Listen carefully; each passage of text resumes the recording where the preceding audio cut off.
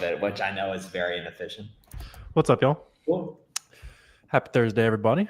Welcome back to Boxem Office Hours here. Going live for probably 30 minutes, answer y'all's questions. We're live this time every Thursday, so if you want to hit the little reminder bell down below so you know when we're live and you can ask questions, that kind of stuff. Good to see you guys. What up, HJC? How we doing? So now that's Hunter right there, bro. He changed his name. He changed his name there. Yeah, Hunter got right with the Koji program for Q4. Let's go. Have my boy cooking auto engage for the fellas, right? We don't get Hunter popping on X too, as well. But yeah, let's get it. Whatever questions y'all got, feel free to let us know and everything here. So let's tap in and get rock and rolling on here. Still a lot of good buying opportunities today. I know actual Prime Day is gone, but a bunch of those websites are still running good sales.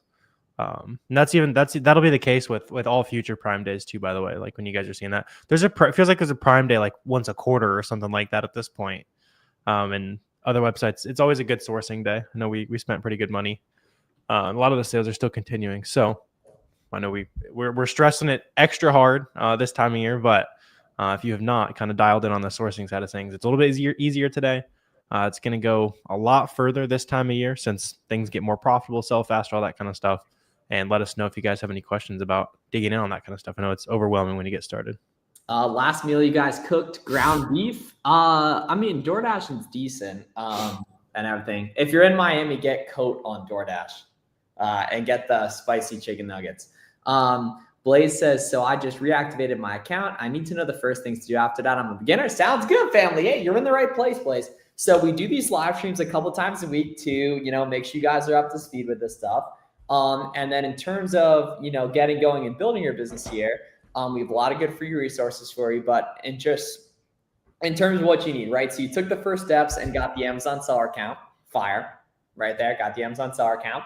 You're going to need 2 product research software that are super, super cheap, $20 a month, SellerAmp and Keepa. Warren and I both have really good videos on our channels going over how to use both of those, as well as Boxem for listing, shipping, and analytics right here. So SellerAmp, Keepa, and Boxem. You need some basic supplies too, really just poly mailers for FBM and free labels for UPS.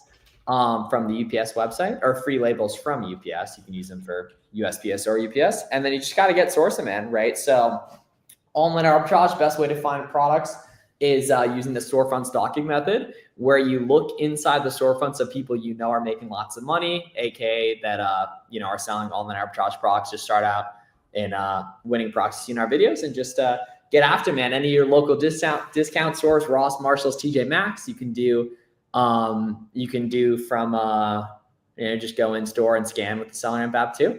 It's gonna be a good thing there. Yeah, absolutely.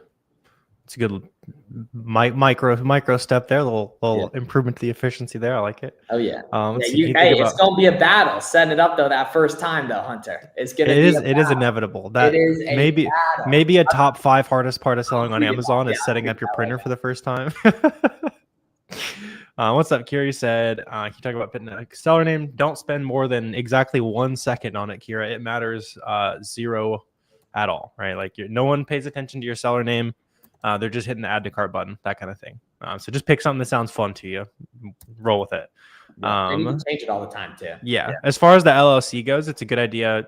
What I generally say, if you have like personal assets you want to protect, because worst case, like you could theoretically get sued. I've never seen it happen. I've never heard of it happening, but that's kind of the traditional advice there. Neither of us had one when we started, though, because we were super broke, so it didn't really matter. Yes, sir. For sure. Let's see, if you just start over, what would be your first 3 ungates? The first 3 products that are gated that I find profitably. It's not like any specific brand, but when you're digging through storefronts, you find a good product, it's gated. All right, let me buy 10 and submit that. So you shouldn't necessarily be like targeting specific brands. Just source as you go and use whatever you're sourcing to rip that on gate. Yeah, you mind popping me up on screen share too? Yeah, right. So like you want to start out on stuff where like you can see that it's online arbitrage. Like you've been ripping the vinyls lately, huh? They're auto engage, man. Yeah. So we can see here. Yeah, like these are 21.97 here or 20.97, right? And then Walmart we can use tax exempt on, right? So we're here at 20.97 right there. This might not even be the right one, but regardless, right? So we can see this is online arbitrage. Very, very good chart. Competition going down. Price steady trending up, right? Looks like a really, really good opportunity here, right? And then all we need to do to find other stuff from here, right? And literally, guys, like go plug this in on your own and hit select the condition, then hit apply to sell and request approval. And if it asks for documents, it is gated. And if it asks for if it just starts to let you list it and it's asking for quantity and the price and everything, then it's an auto engage, right? So you can literally start out on stuff like this. And then the way you want to be doing it is scrolling down here and opening up the other sellers in this listing or these listings, right? And then just go in here, right? And click a brand, grab the ASIN, check for auto engage. Click a brand, grab the ASIN, check for auto engage. Click a brand, grab the ASIN, check for auto engage, right? And not that if something's gated that you should automatically avoid it. We just love the idea of selling a good bit of auto engage products prior to while also doing a gated brand or two and everything. Yeah, so that's gonna be a good thing for you guys. Yeah, so that's the way we recommend doing sourcing as a beginner, right? Don't worry about manual sourcing, right? Which would be going on Kohl's and digging through their sales section, right? Just worry about storefront stalking, because with storefront stalking, all of these listings are proven as good movers here, right? And everything, yeah. Yeah, the other thing, just pop that. Never mind. The other thing to think about, when you're storefront stalking, you see that list of brands, that kind of thing. When you're talking about checking for gating, also just check those brands. Literally Google them, and within a minute, you'll be able to figure out if that brand is cheap today or not. The vast majority, I would say 90% plus your products are only going to be profitable during certain windows. And if you Google that brand and you're not seeing any sales going on, it's very likely that there's no one can source that profitably right now. So I think that's another big disconnect with people who reverse source. If you're just going to random, you're just scrolling through the list by default, not really paying attention, you're going to look at a lot of junk. Where if you go brand by brand, it's a lot easier to figure out, all right, this is cheap today, this is not, here's my opportunity, that kind of thing. Yep. Let's see, how do you place multiple orders? They always cancel your order if they think you're using multiple accounts. A lot of websites will cancel your orders if they think you're doing credit card fraud or something like that. They don't even care if you're a reseller. So you can always shoot them an email and ask to purchase in bulk. Or you can use things like discounted gift cards or PayPal to check out, and those will help as well. Especially the gift cards, because if the website thinks you have a stolen credit card and you use a discounted gift card, they know immediately, all right, we got that money back. They're not worried about fraud in that case. Yes, sir. Just goats. Appreciate you, gang. Wow, I love this. We got a lot of new beginners in here. Right? Shout out to you guys being in here. Getting started at the perfect time. We're here to help, right? If you're another beginner in here with some of the other guys and gals that have tapped in already, let us know any questions in chat here. So Minhaz, love the leather jacket. Says that's something Garrett all out Amazon would drip to, and Corey. But Corey can't pull it off the way Garrett can. If I start OA and RA now, after I'm getting some products with auto engage as shown by you, what kind of product category can I start working with? Can you suggest any product or branded distributor? Yeah, dude. So the nice thing is most categories are auto engage. A few of them aren't, right? Grocery, toys being a couple examples of those. Luckily, those are easy to ungate via Target, right? And everything, which are totally cool. And in respect to what items start with, literally that item I just showed you guys, or any of the items you see recently in our videos. Warner, you posted a new auto engage video the other day? Yeah, watch Warner's auto engage sourcing videos. Those would be cool too, and everything. Yeah, for sure. Let's see, the category itself, you gotta ungate. Yeah, I mean, just plug stuff in. You gotta be a little bit of a self starter if you want to make it. So you can plug that in and see that it's a gated category, right? But then you just get the invoice. Don't I know a lot of you newer sellers, gating feels like a big roadblock, but it's really not. Yeah. Let's see. What up, 100 ROI? Good to see you. Still repping the custom merch. You love to see it. Yeah, you be dropping the crazy bit emojis in the group chats, man. Yeah, yeah, crazy bit emojis there. The AI, he's definitely embraced AI. Grocery friendly ungated. Yeah, so it's a gated category, but it's takes a couple of days to get it ungated, and then you're good to go. With that, yeah, Minhas. So literally any of that stuff you can get going with. Yeah. Yeah, let us know what other questions you guys got here. Yeah, we got last couple of days. I mean, Prime Day technically ended yesterday, but Prime Day is better for buying rather than selling. So a lot of the sales retailers. Pretty much all the ones I was looking at yesterday are still going. Yeah, still on, right? It's interesting. Then we got Halloween coming up in a couple weeks. Early Black Friday right after that. Black Friday, Cyber Monday right after that, and it's a good thing here. Absolutely. Let's see. see, I assume you mean you sent something in a month ago. Allowed to send for FBA stock. If it's meltable, you can't send it into FBA until, I guess, so it's like a week from today. The 15th is the cutoff date. But that is like a good kind of thing to be on the lookout for. Like meltables, if you get them shipped in the day that they are eligible, you'll usually have like a week where they're a lot more profitable until they kind of reach their natural like FBA equilibrium, if you want to call it that. So if you have meltables sitting on the sideline, I would get those shipped in. Like maybe like get that shipment ready at like midnight the second they're like get that shipment out ASAP there. How people be doing that shit, yeah. Let's see, do you need Keepa and Sunarp? Yeah, Blaze, there's no way for you to source products without those two. That's kind of the fundamental there. There's other like things you can use to like scrape prices and that kind of thing. Not really the most efficient way to do it, but for all of those, you still need to reference like Sunarp and Keepa data. Just how you're going to see all the basics, basically. Absolutely. You need Keepa right there. Yes, sir. Friend used the subscription for winning procs. Do I need... Will you do this one already, Warner? Yeah. Blaze here? Yeah. Nah, don't be paying for leads. Find them on your own because that builds the skill and that builds the sustainability for years in your Amazon business. Right? Absolutely. Yeah. Let me pop the screen up here. Just want to show you guys. So like I was talking about as far as like sourcing goes, let me know if you guys have questions on this kind of stuff. When you're sourcing, especially reverse sourcing, I think a lot of people are just like randomly scrolling through. So if you do this, like your reverse sourcing is going to be way more profitable. Every single month. My bad. Got like random product I was looking at earlier. It's actually profitable right now. When you're sourcing, instead of just like scrolling through here, just want to stress how important this is. Like this is, I mean, especially right at the top of this store, it's kind of junk. Like one sale a month, Amazon's on it, and so on, right? But if you go brand by brand, and this is a little bit more feedback than I would typically reverse source. All you have to do at that point is just copy the brand name, paste it into Google, and obviously the brand site is going to pop up first. It'll show you where you can source it from, that kind of thing. And then I'm just checking for like banners, right? A lot of times there'll be a banner up here that says like, oh, 20% off on X today.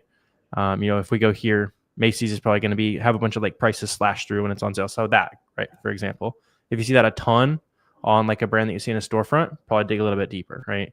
I think Nautica is a really good example today. Like if I search that, you're going to see, end soon. Here's a big % off sale, basically. Like this is what I'm looking at, basically, is these big banners. And then instead of just like randomly scrolling through, I'm just only focusing on where I know there's opportunity. I feel like that's been helping a lot of some newer sellers lately, just kind of that quick mental shift there. Yep. Can I change prices when products already shipped in for FBA? Oh yeah, for sure. Yeah, totally. Yeah, and you should, right? So the best way that we recommend to do, right, is when you initially list FBM products, match the buy box, right? I'm gonna pull up a good example of that too, because I got a coach team's been asking some really good questions about that. So on the especially for Q4, pricing is super important. Because basically, like when you get into December, unless you have something you can like place a pickup order on, it's really hard to restock it, especially like when you get mid-December. So you want to make sure like all those sales you're making are at maximum price. It's like super important. Yes, sir. Right. So one of your best friends on Keepa, right, is going to be down here. Right, going down here and hitting data and then buy box statistics right here, right? And then going where it says last one and then filtering to most recent. So you can see who's won it most recent and when, what fulfillment type, and what price, right? So where so many beginners go wrong with FBM is they want to FBM listings that aren't FBM friendly. What you need to do in order to identify if something's FBM friendly is go down here and hit data and then buy box statistics, right? And then go to where it says FBA. You can move these columns around if you want. Was that the laundry buzzer? No. Okay. I think it was my phone rate. Which okay. Importance. I thought this man was genuinely always doing laundry. Yeah, I love that. Yeah. So we can see like this item here, 7% of the buy box share is going to this FBM SAR, 13% to this one, 5% to this one. We know for a fact that this is FBM friendly because I can see a good bit of the buy box share going FBM. So typically in order to FBM something, you want 20% or more of the buy box to be FBM. Right there. Yeah. And in terms of like pricing that, you can also, like you saw like 16 hours ago, somebody made a sale $4 more than the buy box was currently. So I'd go in there, I'd set my minimum price at like 46 and let the current seller sell for 43, make less money, that kind of thing. There's a lot of opportunity for that during Q4. You'll see a ton of prices that will have like 10 to 20% swings. And if you just set your minimum in the middle point of those, you'll make a way more profitable sales there. Only reason you want to be making all the sales is if you're going for like a volume play on it. See, how risky is an IP complaint to account health? You have an ACD on a list, but only the brand owner offers it now. Yeah, if only the brand owner's on it, I would not sell it, Deal Hunter. I will sell some products for the brand sales on some of the listings, but not the one I'm looking at. If the like, make sure that profit and ROI is like worth the extra risk.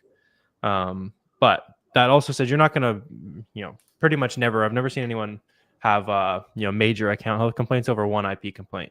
It's when you have a lot of account health complaints and you're not like doing anything about it. You're not appealing. You're not thinking about it when you're sourcing. That's where you can get in trouble. So if you have no blemishes on your account health, you can afford to take a risk or two. Just don't make a habit out of it, basically. See, you sent a bunch of orders of chocolate. The customer said they were damaged and melted. I mean, this time of year, it makes kind of a lot of sense if you're shipping chocolate. I would probably believe them in that case, unless you ship them via like an insulated bag or something like that. That's why it's usually not super worth to do FBM on like things that are genuinely meltable, because you have to buy like ice packs and the like special padded poly bags that have like some insulation, that kind of thing. But yeah, just set one of those things out in the sun. Like I've done this on things that are flagged as meltable that are actually fine. Set it out in the sun for a day, see if it actually melts. If it does, all right, I'm not gonna mess with it, or I'm gonna make sure I have extra margin to like buy the ice pack and that kind of thing to go in the package too. Sweet. Total sales so far around $4,500. That's what's up. Yeah, I love to see that. Started selling mid-June, had almost no progress in July because of prep center issues. Is this progress okay or too low? If you are happy with the results, then that's a win. Yeah. If you feel like you could have done more work and you're thinking about all the times you were on TikTok and you're should have been working like building your future, then maybe just work on that, right? If you sold $10, that's $10 more than 95% of people will ever make on their own. You know what I mean? So anything you're selling is a win. But just ask yourself, like, am I happy with the work I put in? That's what you can control, right? You can't necessarily directly control how many sales you're going to make. You can control how hard you work to, and that's usually going to lead to sales. So that's how I like to look at it that way. Because you're going to have any business you run, you're going to have stuff that's out of your control, right? So it's, am I happy with what I put in? No, I've been slacking. All right, let me work harder and try to get those goals I want. Let's see, what's up, Kira? How often you go live? Yeah, we're Monday, Tuesday, Thursday. Scheduled streams are usually live at least one extra day of the week. And that's Monday 5, Tuesday, Thursday 4, and those are Eastern time. And yeah, if any of you guys want to make sure you're reminded when we're live and that kind of stuff, it's the cheesy YouTubery thing, but subscribe and hit the little bell, and you'll get a notification on your phone when we go live. Let's see, you want to take that one? Yeah. If you get an IP complaint, just submit the documents they're asking for. They're just making sure the stuff you're selling is legit. Right there. And then, ideally either stop selling or liquidate the listing, depending on kind of how quick it gets taken care of and everything there. Yeah. It's pretty much the same documents used for like ungating. Exactly. You just show the whole picture and make sure you're buying legit inventory, basically. Yeah. And that's the thing with ungating too. Like you can submit that order confirmation email right when you get it, but then also you get declined a couple of times. Totally normal. Keep submitting. But also keep adding the file, keep making the file better, right? So adding like picture of the product, the shipping label, the delivery email, all types of stuff like that. Yeah. Let's see, you got auto-engated in Funko. That's pretty sick. I don't think I've ever seen anyone get auto-engated. I'll drop a Funko ASIN in chat. Let's see if anyone. Kelly's, do you sell a lot? Or like, have you sold 10, 20 by now? Usually you see like if you sold like 10 or 20K, you start to unlock a lot of auto-engates. See, so once you learn how to find products, do you need to apply for FBA? Nope. Yeah, as soon as you have your Amazon account, you can send stuff into to Amazon FBA there. You'll just take the ASIN for the product that you want to sell, just from like the URL or from SellerAmp, and then list it on Boxem, and that'll kind of walk you through the process of getting that all shipped off and that kind of thing. And there's also some guides and that kind of thing. See, so you're just starting. TGP, no way. TGP, welcome family. What's up, man? Good to have you here, TGP. How what was that like? That was like 6-ish months ago. Probably. Yeah, were you around the summer, TGP? We need Pickle Rick back too. He's been gone for a while though. Yeah, bro, a couple years. Yeah. So you said you're just starting. Interesting. So you're just starting. You got the Funko auto ungate. You might have a blast Amazon account. Somebody else test the Funko auto ungate here if you're not ungated and see if it works for you. That'd be interesting. Yeah. Nah, good to have you here, TGP, and on everything here. Yeah. What other questions y'all got for us here? Getting first order in? Damn, cool. That's fire. Don't do chocolate. You don't do it through FBA. You can't do it through FBA. April 15th through October 15th. But once October 15th hits, then you can go ahead and pop in a bunch of other stuff there. Yeah. Yeah, when you're sourcing, there'll be a little M on the alerts tab on SalaryAmp to mark that it's meltable. And if it does that, you can't FBA it at all, and just make sure it gets the customer fine FBM basically. See, using some Keep Product Finder in the Q4 season. Yeah, there's a lot of stuff that you can kind of get custom on there, just like stuff that's like increasing in price a lot. In the roadmap, go dive into like the templates, and then we've been doing a bunch of calls recently, diving into like specifically Keep a Product Finder for Q4. I think you'll find a lot of value there. And if you're not in the roadmap, you can check that out below. Yeah, my storefront stocking game cold as ice. Hell yeah. Getting back in the game, yeah. Shaking off the rust. You're like shaking off the rust. NBA player fresh off an ACL tear or something like that.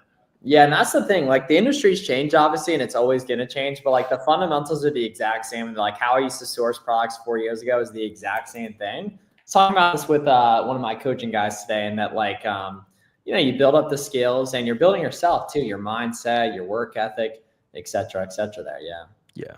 That is the big thing. I feel like I can almost think of like 3 or 4 things that at least my business has been primarily built around that just dries up and you have to completely repivot. And every time it feels like the apocalypse has come for your business, but it's like, oh wait, I've spent years building these skills. You find that new thing that you're able to go like super deep on and learn a lot about. I think that's, yeah, it makes a lot of sense. A lot of people like just kind of throw in the towel if whatever their favorite thing is. Maybe the brand starts selling on Amazon, something like that.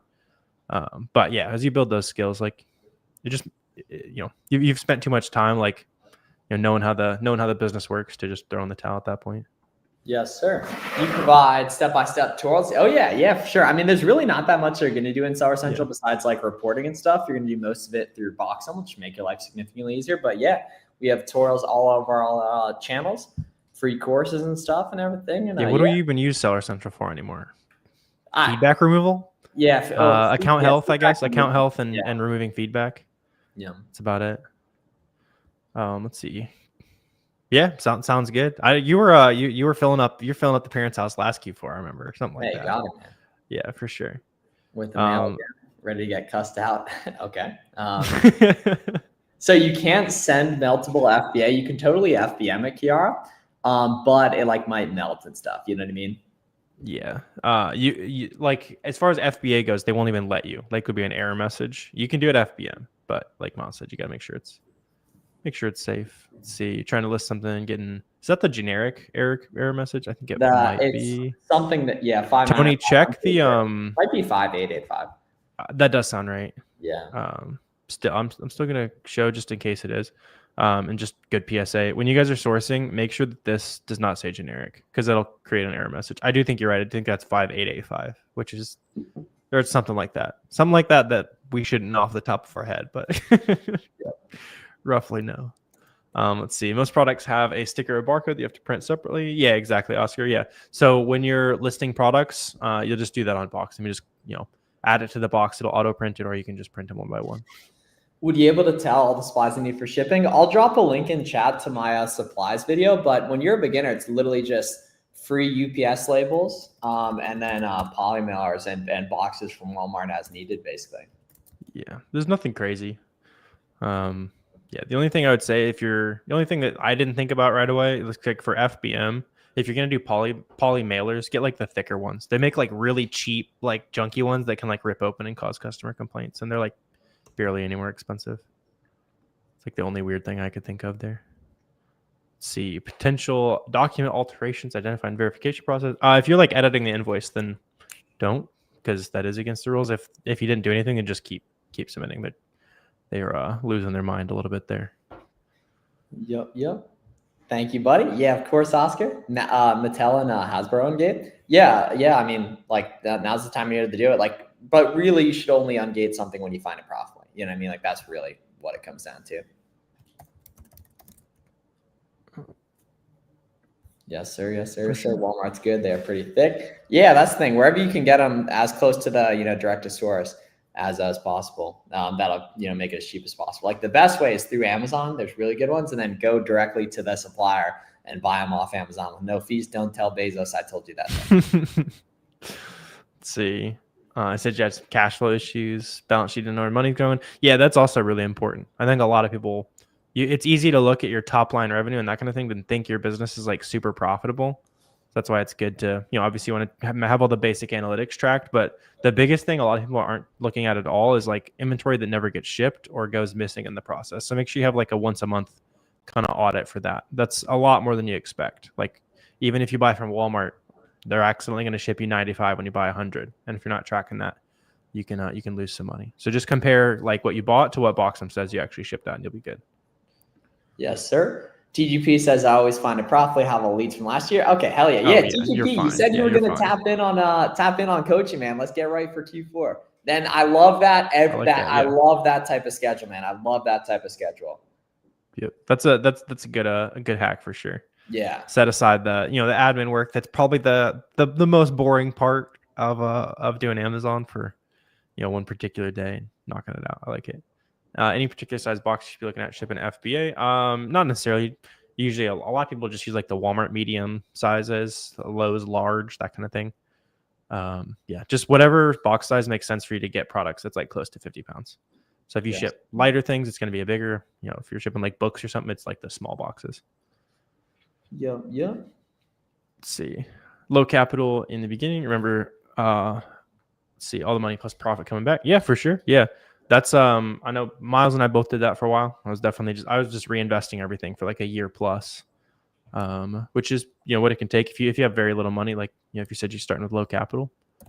That's totally cool. One thing I would suggest, and I wish I had done from the jump, is just start to pay yourself a tiny percent, like 1%, not even just for the money. Just, all right, I bought a coffee this month. Okay, cool. It's actually making money, right? It's just like moving numbers around on screen. If that helps you like stick to your goals, and it forces you to actually know how much money you're making. Because if you're just looking at, top line random, screenshot of gross profit, you could be way off from what you're actually making. So it gets you in the habit of doing just a quick monthly review of what you're actually making. Yep. Yeah, Martin, check link in the description for all info we got on that kind of stuff, man. Would love to get you right for Q4 and everything here.